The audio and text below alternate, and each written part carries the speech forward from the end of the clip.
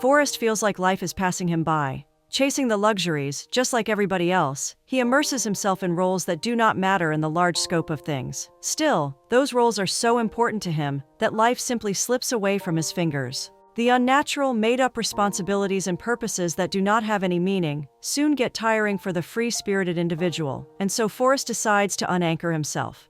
The unanchored ship, however, often drifts across the dangerous, strange waters it cannot handle. One day, after starting to live in his boat on a lake in Missouri, he meets with Everly. Out of the bat, it is clear that both souls are painted in similar colors, so there is no wonder they hit it off. No words and special dating mechanisms are needed to push their relationship into the first phase. They simply see one another, and there you go. They know immediately that the boat will fit both of them perfectly. On their first night, Everly asks Forrest about the reason for his living in a boat. The young man gives her a very simple, yet the deepest possible answer. He says that he likes the environment and everything that it includes. He's not running away from struggles. He knows perfectly well that everybody struggles everywhere. He just wants to struggle in a place that feels meaningful and natural. The souls are already close, but soon, their faces start gravitating toward each other as well. Being goofy with each other and enjoying this carefree time as well as they can, they laugh, swim, jump and dance, explore, learn new things, go on adventures, and of course, make out a lot. In fact, make out everywhere they can. That's a way to live. The boat is their harbor of peace, from which the lands of wonder can be experienced. And as the two conclude one beautiful evening, wealth and success in life should be measured in experiences rather than in money or fame. It isn't long after that Everly learns how to sail a boat. Forrest seems to be quite educated in how it all works, and he seems to be a great teacher as well. The simplicity of this natural, free-flowing life is pleasant to watch. Very soon, the talks about the shared future slip into their relationship. There is no conflict here, no differences in the images they desire to turn into reality. Everly imagines living in the wild with Forrest, and the man knows exactly what to do in order to provide for such a lifestyle. Shortly after, the boat becomes their home, and Everly basically starts living here. This is why she has no second thoughts when, one night, Forrest offers her to move in with him. Everly has just caught her first fish when the young man presents this offer to her, so the girl is double happy. Catching the fish is, of course, the main reason. Existence seems full of nothing but happiness and excitement, but on the first day of officially living together, a first glimpse of dissatisfaction is shown. It isn't because there's something wrong in their relationship, though. It is about Everly's family. Her mother seems to have been extremely angry at her for moving in with Forrest, and the fight she had to go through is turning her face into a cemetery. Even though today was supposed to be a happy transition. It is all okay, however. Once this after-fight feeling evaporates, the pleasant reality will set in and turn her heart into a living disco party. Besides, Forrest Gas has given her a little kiwi. What on earth can be better than that? The difference between a life for present experiences and a life devoted to a future successful career is discussed in the next scene. Both kinds of living seem to make sense in their own right, but the life of present experiences sure does feel more meaningful. Marcus Aurelius must be rolling in his grave if he's listening to this conversation too. As the passion of their relationship tunes down, their communication becomes more silent, and their movements more slow. Bright excitement in their eyes still remains beautiful, but it no longer burns in its pleasant way. In the next scene, the two decide to take their boat and make it clash with the waves, but Everly quickly becomes seasick. Going out into the ocean is important because there, they can start a business with their boat, but clearly, it isn't going to be easy for the girl. One day, the two are harbored inside their peaceful lake again, when suddenly, Everly reveals something extremely unexpected to Forrest. Once she senses that the man is about to start a conversation about moving out of the lake, she raises her voice and interrupts him. There is no way they can move out of this lake. Even more, there is no way they can do anything because Everly is pregnant. They have no money, no jobs, no house. How can they afford a child? The girl is desperate and afraid, and Forrest's reactions make everybody even worse for her. Looking at him very closely, she is waiting for a meaningful smile, for a glimpse of fear, but happiness as well. She wants him to promise that they will figure it out, that he will get a job or seek support in his family to get a house to raise the kid at. In short, Everly is waiting for anything other than the silence, disappointment, and bitterness on his face, and the proposition to abort it. Forrest is clearly not ready to say no to a few things, mainly to his illusion of freedom. The paradise is falling apart. They no longer seem to be on the same team, but thankfully, Forrest quickly comes to his senses and apologizes. He even says that they will figure it out. They will even baby-proof the boat if it ever comes to that. It is all so crazy and so scary. They are going to have a baby, and they are still living in a boat. Actually, when the freakiness of this whole situation simmers down a little bit, Everly realizes that it won't be so terrible to keep living here for a few years until the child reaches school age. Before going through all the struggles and pains of pregnancy and childbirth, however, the girl still has to do one more difficult thing. She has to call her parents and let them know about this news. The anxiety is immeasurable, but Everly still jumps over it and calls. Unfortunately for her, this attempt proves to be totally futile. The mother just wants to fight with her, and she fails to even get to tell her about the baby that is coming. The person who could have helped her the most in this situation is ripping her off of her skin and throwing her away like trash. Forrest is still here, however. Supporting her emotionally through this difficult time, he manages to give her a sense of emotional safety. What he fails to do, however, is to provide a sense of financial safety, which in this moment feels equally important. Soon, as the first glimpses of winter start to show, the boat is taken out of the lake and is soon going to freeze. Money becomes a huge problem, and the fear that they will not be able to get through the pregnancy starts poking Everly's mind. Her parents' insurance won't cover their medical bills, and this boat is just too freezing in the winter. Still, Forrest believes that the money he gets from painting hulls, plus the money they already have, will get them through this time. And even if it doesn't, there is no need to worry about it at this moment. Their motorcycle engine gets ruined then, but with no money to spare, it will have to remain ruined until further notice. In the cold of the winter evening, Everly comes out of a shower and makes her way towards the boat. It is all cozy here, with the meal and the heat. Here they can speak about the name of their future child and feel it kick Everly's belly. Here they cannot wait to experience the most meaningful role ever, being a parent. The name is determined quite quickly. The kid is going to be called Mako. Thankfully, the winter passes by without any major issues.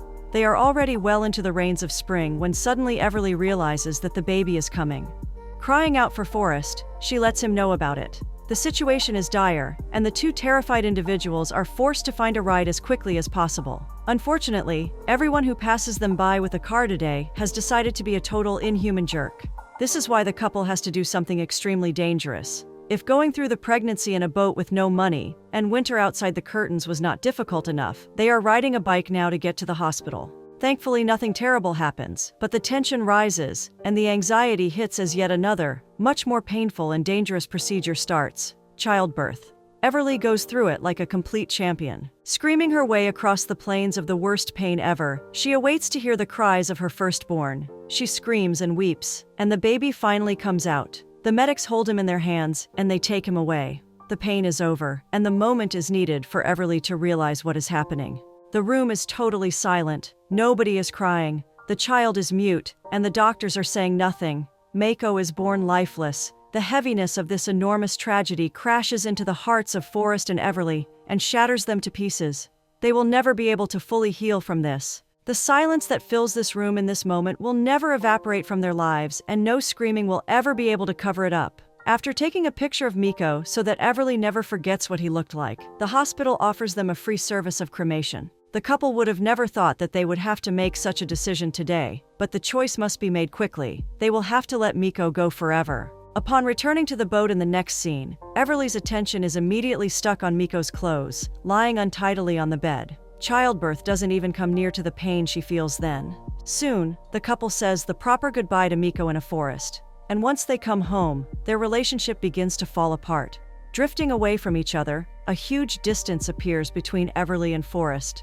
Fights become more frequent, and Everly starts looking at the houses nearby, with eyes full of desire for change.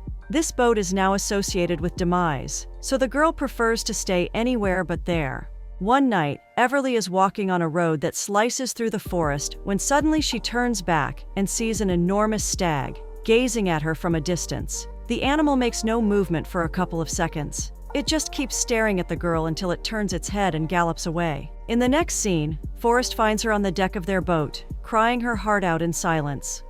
At this moment, after shedding tears together with her partner, Everly lets him know that she no longer wants to keep living here. The worst thing here is that money is still a problem. At this rate, they will never be able to pay their hospital bills, let alone buy a house and continue living there. Unfortunately, Forrest keeps saying that they will figure it out, but very soon, something very distressing becomes obvious. He doesn't want to change. Rejecting to embrace a life of responsibilities, he dives deeper into his own illusions. But sadly enough, bills won't be paid by life's experiences. They are paid by money, and you get that by working a full-time job that usually doesn't provide any special memories. As a consequence of this conflict, Everly believes that her partner is just lazy, while Forrest starts to think that they are no longer on the same team. The differences between their views soon become so huge that the relationship-destroying question is finally asked: what are they doing together anymore? Unfortunately, the answer is that they don't know. They do not know how to understand it. In the next scene, Everly goes swimming in the lake. After paddling towards the depths of it, she takes a few good breaths and dives down. For a few moments, the area becomes silent, and this silence goes on for so long that we start to feel afraid for her. Thankfully, however, it is not long after that we see her emerge out of the lake again. Change seems far away, but still, we see the first glimpse of it soon enough. Even though the distance between them grows every day, they clearly still love each other. Later that day, Everly does something extremely unexpected. Suddenly, after walking by one of the big houses, she decides to take a detour from her usual walking route. Walking up to the door, she checks the knob and is excited by the fact that it's open. Stealthily, she gets inside then. The coziness of the big, safe space, the firm floor and the sun pulsing from the windows give her a sense of happiness that she lost. During the waltz, one of the figurines stationed near the hearth catches her attention. It is a small and very well-made bronze sculpture of something that looks like Cthulhu. Everly puts it in her pocket and leaves the house in a rush. Meanwhile, Forrest sets up a camp for two in the woods. Knowing that living on the boat is suffocating for Everly, he endeavors to give her a surprise. After buying some snacks and beer, he paddles towards the boat and tells his love to put on some pants. They are going to get out of here. Something still gets in their way, however. Riding toward the camp, one enormous jeep decides to reverse their way. Forrest manages to steer away in time, but unfortunately, the abrupt shift of direction makes the bike unstable. Falling over, Everly lands on the backpack full of beer, and so there goes all the refreshments for the night. The matches that were needed to make fire also get soaked, so after arriving at the camp, they are forced to sit in darkness. Clearly, it didn't come out as Forrest wanted, but his achievements are still worth praising. Neither one of them is in the mood for a good time. There's nothing here to do anymore, so both just go to sleep. The next morning, Everly sneaks inside yet another house. This time, she suddenly sees a group of individuals passing its windows by. Petrified, she fails to hide because any movement might make her even more noticeable. Fortunately, nobody notices her, so the girl is able to steal some stuff from this house too. This time, however, she grabs some essential products instead of interesting figurines. With this, the boat suddenly starts getting filled with other people's stuff, and naturally, Forrest soon begins to notice. In the next scene, he finally addresses this sudden influx of things, but Everly doesn't tell him the truth. She doesn't lie either. She simply tells him that she got them during one of her walks. It's been a very long time since they have been together. This is why words are often secondary in their communication. There is a big chance that Forrest already knows the truth, but when in the following scene, Everly calls him into the boat wordlessly, her gaze sheds light on everything. Forrest understands, and without saying anything, he follows her to another stealing session. Remaining silent all the way, the couple enters a huge, well-decorated house and begins roaming about in search of things to pick up. They are no ordinary thieves, however. In this firm, safe place, they are looking for something far more important than essential products.